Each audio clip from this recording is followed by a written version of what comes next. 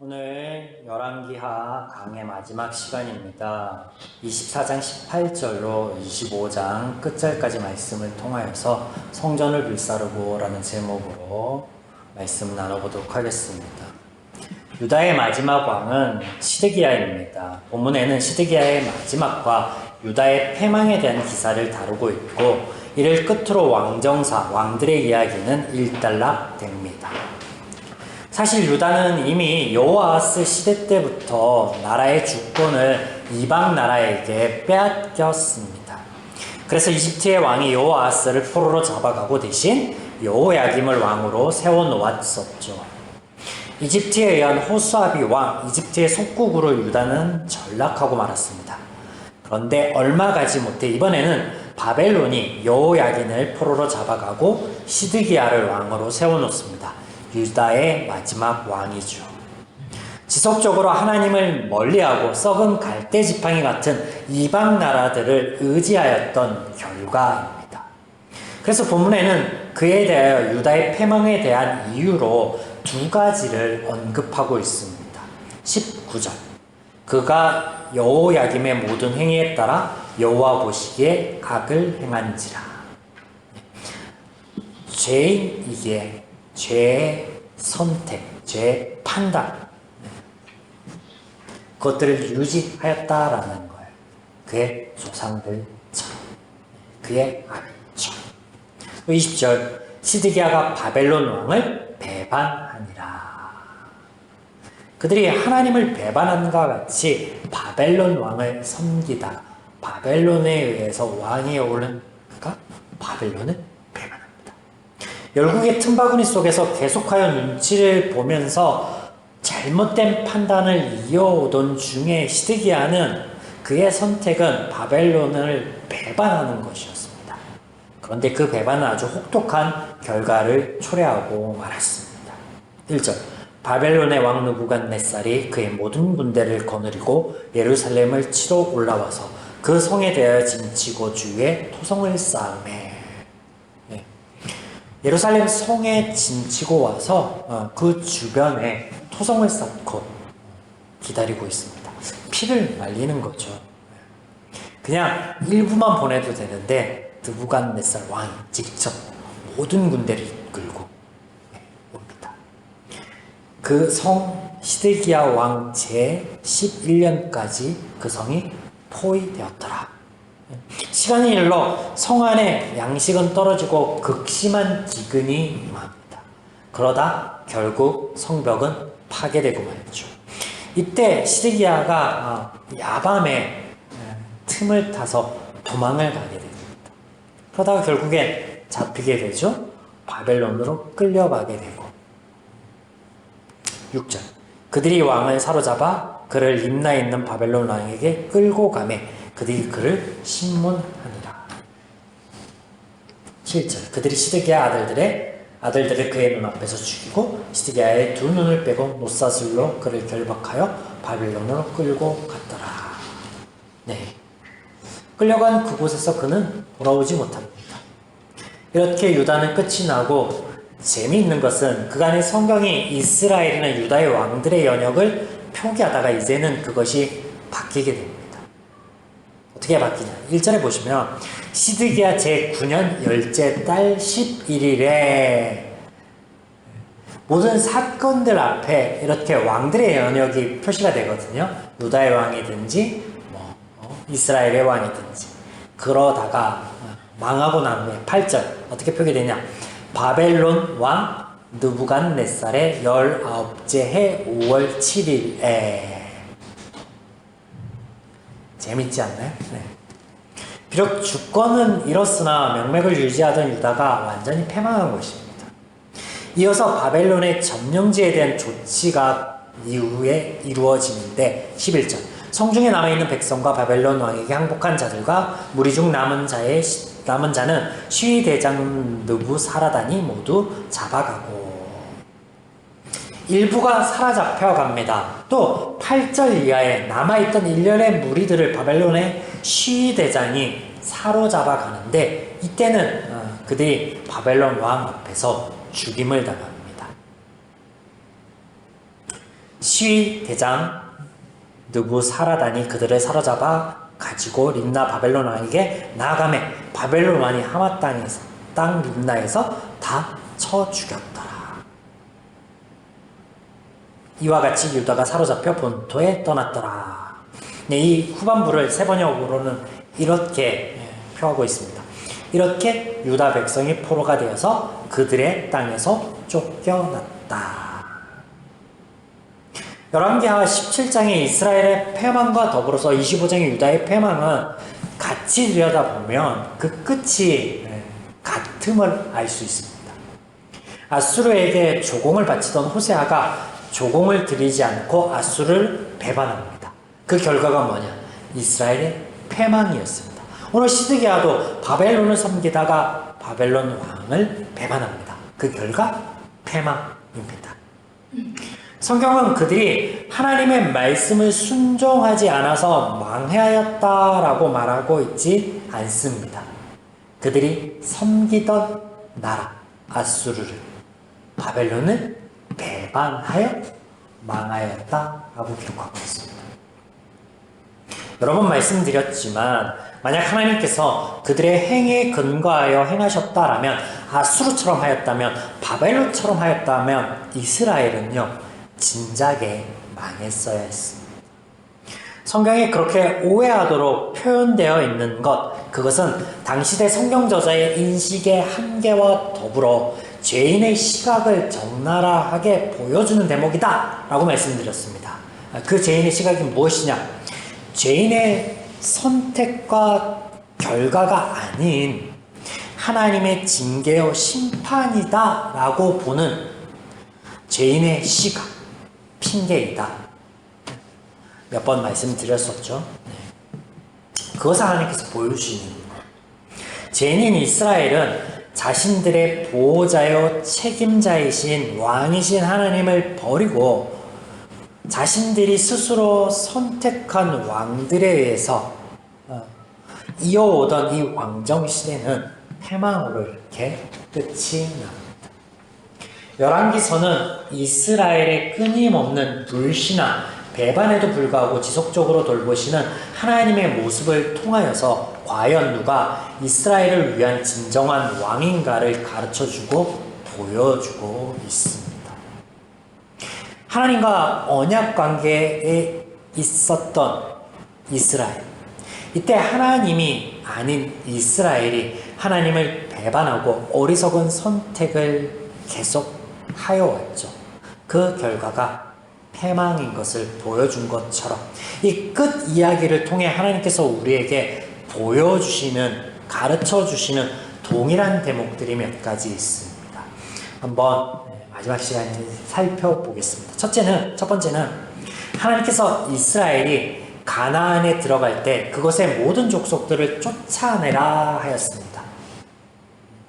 만약 그들을 남겨두게 되면 그것이 가시가 되어 이스라엘의 화근이 될 것이다 라는 경고를 여러 차례 하여 주셨습니다. 하나님께서. 그런데 이스라엘은 가나안 여러 족속들을 남겨두었습니다. 이유는 자신들이 그들을 통제할 수 있을 거라 여겼고 자신들이 원하는 방향으로 이용할 수 있을 거다 여겼습니다. 이런 이스라엘의 의도가 담긴 표현들이 등장하는데 그것이 성경에 노역을 시킴이라는 표현으로 등장합니다. 사사기 1장 28절 이스라엘이 강성한 후에야 가나안 족속에게 노역을 시켰고 30절 가나안 족속이 그들 중에 거주하면서 노역을 하였더라. 33절 벳세메스와 벳아난 주민들이 그들에게 노역을 하였더라. 35절 요셉의 가문의 힘이 강성해지며 아모리 족속이 마침내는 노역을 하였으며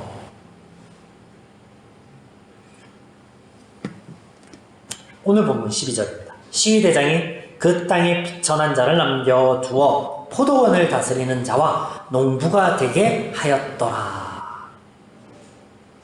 이스라엘이 가나안에 들어오면서부터 하나님의 말씀에 순종하지 않고 나름대로 자신들이 지혜롭다라고 생각한 대로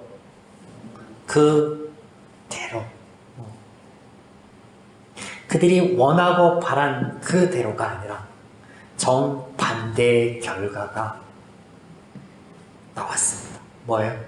스스로가 포로가 되고 일꾼이 되었다. 하나님의 말씀처럼 하지 않아서 남겨두고 일꾼으로 삼았던 그 이방인들을 통하여 오히려 자신들이 일꾼이 되었다라는 걸 보여주고 있습니다. 그래서 제 기준과 제 판단과 제 기준이 틀렸다라는 것을 보여주시는 거예요. 두 번째, 이집트에서 나온 이스라엘이 하나님을 버리고 배반한 결과 그들이 다시 이집트의 포로가 되고 스스로 그곳으로 찾아 들어가는 어처구니 없는 일이 발생하였다는 거예요. 23장 31절 이하 왕이 포로로 잡혀가고 그곳에서 죽음을 당합니다. 그리고 본문 26절 노소를 막론하고 백성과 군대 장관들이 다 일어나서 애굽으로 갔으니 이는 갈대아 사람을 두려워함이었더라. 포로가 되지 않은 자, 죽임을 당하지 않은 자의 상당수가 자유와 평안을 찾아 온 가나안을 등지고 다시 이집트로 돌아갔다는 거예요. 하나님께서는 그들을 자유와 평안의 땅으로 인도하셨는데 그들은 그 하나님을 버림으로 다시금 노예였고 아픔으로 얼룩졌던 그 세월이 있던 그 현장, 그 이집트로 돌아가 버렸다는 거예요. 하나님을 배반한 결과. 시야를 조금 더 넓혀볼까요? 이스라엘의 조상이 누구이죠? 아브라함.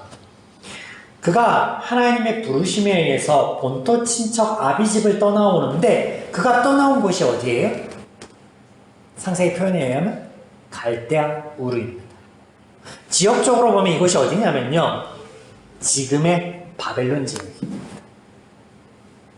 하나님에 의하여 갈대아를 떠나 가나안으로 왔는데, 갈대아 우르를 떠나 바벨론을 떠나 가나안으로 왔는데 이제 하나님을 배반함으로 다시금 어디로 돌아갔다라는 거예요. 갈대아 우르로 바벨론의 포로가 되어 사로잡혀 갔다. 마찬가지 죄인의 선택, 잘못된 선택, 틀린 죄의 기준과 가치, 원리, 이런 것을 보여주죠. 세 번째, 왕들의 이야기를 하지 않을 수 없습니다. 하나님을 대신하여 선택한 왕정제도, 우리는 이것을 통하여 하나님과는 다른 어리석고 무기력한 왕들을 보고 또 백성이 아닌 자신만을 위한 왕들의 모습을 그가 보았습니다. 하나님과는 정반대의 모습들, 결과들. 마지막은요, 성전입니다. 왕정제도 자체가 하나님을 버린 것에 대한 상징성이 있거든요.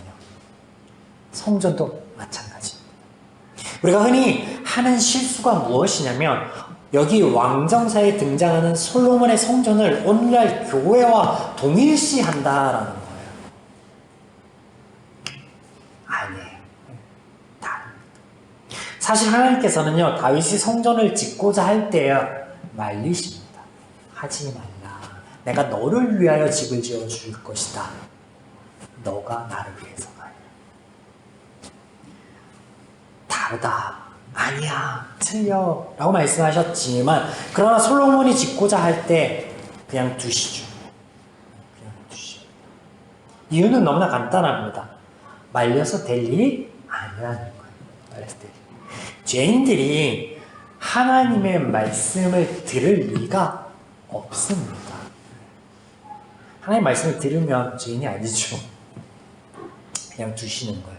그냥 두시고 그것을 통하여 하나님이 선용하시는 거예요. 하나님을 가르치시고 제 민낯을 드러내는 것으로. 그건 우리는 성전이 제 기능을 하지 못하고 창고였음을 확인하였고, 또한 우상 숭배의 온상으로 드러난 것을 보았습니다. 우리가 이미 아는 바 하나님께서는 십계명의 말씀을 통하여서 어떤 신상도 만들지 말라고 하셨습니다. 신상이 없다라는 것은요, 신당도 필요 없는 거예요. 죄인인 이스라엘에게 있어 성전은 그들이 이방 민족들을 보고 따라 만든 여러 신당 중에 하나일 뿐이었다라는 거죠. 그러므로 왕정제도와 성전은요, 같습니다. 같은 의미예요. 그래서 왕정사의 끝단에 이스라엘의 패망 기사를 다루며 더불어 성경은 성전의 파괴를 기록하고 있습니다. 이는 이스라엘의 야훼 종교나 신앙이 무너진 것을 보여주는 대목이 아니에요. 하나님을 섬기고 하나님께 예배한 적이 없습니다. 이스라엘. 성전이 지어진 이후로 없었어요. 바로 죄인의 기준과 선택이 틀렸다라는 것을 보여주는 동일한 대목입니다. 이스라엘이 하나님을 버리고 왕을 택하고 이방 민족을 의지한 것이 틀렸고 하나님의 말씀을 버리고 이방 민족을 종으로 거둔 것이 틀렸으며 하나님의 말씀을 듣지 않고 성전을 지은 것이 틀렸다라는 것을 보여주십니다. 그 결과가 패망입니다. 자신들이 바란 것과는 반대의 결과들만을 가져왔다라는 것을 보여줍니다. 자유와 평안을 빼앗기고 다시 포로가 되고 종이 되었다라는 것을 보여주십니다. 반대로 이 모든 것은 하나님께서 그들에게 말씀하신 대로 제 결과 이렇게 될 것이야 라고 하신 대로 되었다라는 거예요. 너희들은 하나님을 배반하고 하나님의 말씀을 듣지 않았지만 하나님의 말씀과 같이 되었다라는 거예요. 반대로 너희들이 의도하고 너희들이 선택하고 너희들이 바란 것들은 되지 않았다, 틀렸다라는 걸 보여주시죠. 마지막으로 한 대목을 더 살펴보겠습니다. 바벨론의 조치를 보시면 8절 이하에 어떤 이들은 잡혀가는데 또 18절 이하에 보면 어떤 이들은요 죽임을 당합니다. 이유가 뭘까요? 그 이유에 대해서 22절 이하의 말씀 보시면 바벨론이 망한 유다의 한 지도자를 세우는데 그가 너무나도 당연한 말을 합니다. 24절 그달리아가 그들과 그를 따르는 구사들에게 맹세하여 이르되 너희는 갈대아인을 섬기기를 두려워하지 말고 이 땅에 살며 바벨론 왕을 섬기라. 그리하면 너희가 평안하리라 하니라. 바벨론에 의해서 망했어요. 바벨론을 섬겨.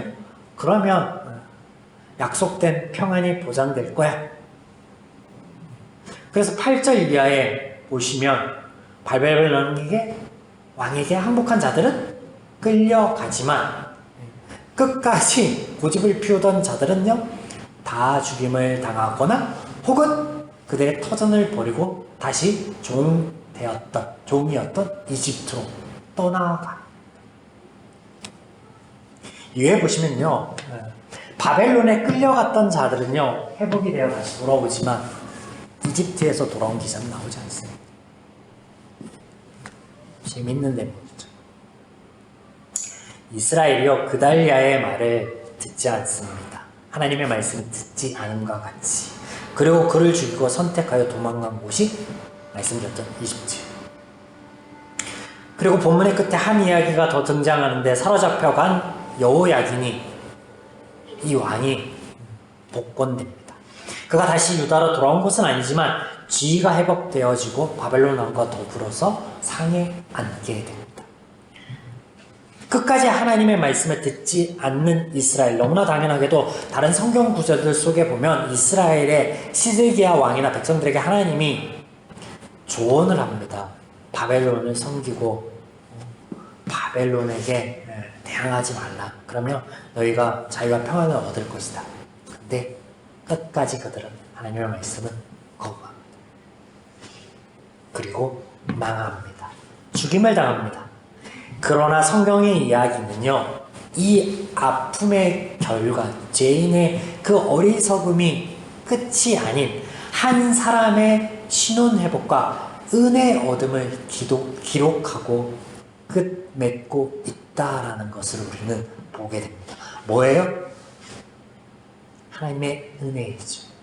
죄인의 죄의 선택과 그 결과 패망, 그 패망이 끝이 아니라 그럼에도 불구하고 한 왕이 회복되어지고 복권이 되어줌을 보여주고 하나님의 은혜가 지속되고 있음을 말씀하시는 거예요. 하나님이 그 안에서 일하고 계심을 말씀하고 있습니다. 사랑하는 여러분, 지금까지 왕정사를 통해 보았던 어리석은 이스라엘의 행위를 우리 삶 가운데 반복하지 않았으면 좋겠습니다. 하나님의 마음과 뜻을 알아 하나님 안에서 하나님의 말씀 안에서 자유와 평안을 누리는 우리의 신앙이길 주님의 이름으로 축원드립니다.